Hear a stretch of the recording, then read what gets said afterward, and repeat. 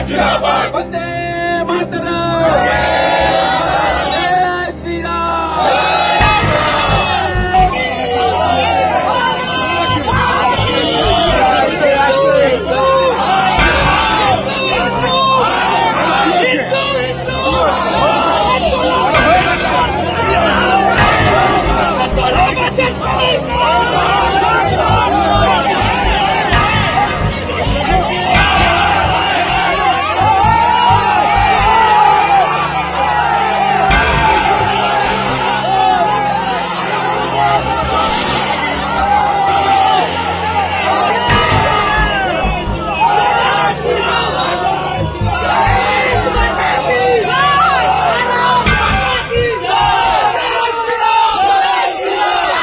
শিব ঠাকুরকে তুলে বাইরে ভেঙে দিচ্ছে, সেখানে কিছু বলছে না।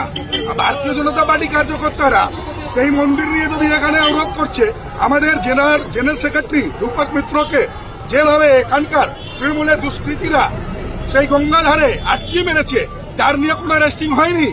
কিন্তু এখানে যখন আমরা বসেছি তখন আমাদের উপরে লাঠিচার্জ করবে, আমাদেরকে উঠাবে, আমাদেরকে অবরোধ করতে দেবে না, আমাদেরকে শান্তিপূর্বক মুভমেন্ট করতে দেবে না। এটা কোন আইন, কোন দেশের আইন?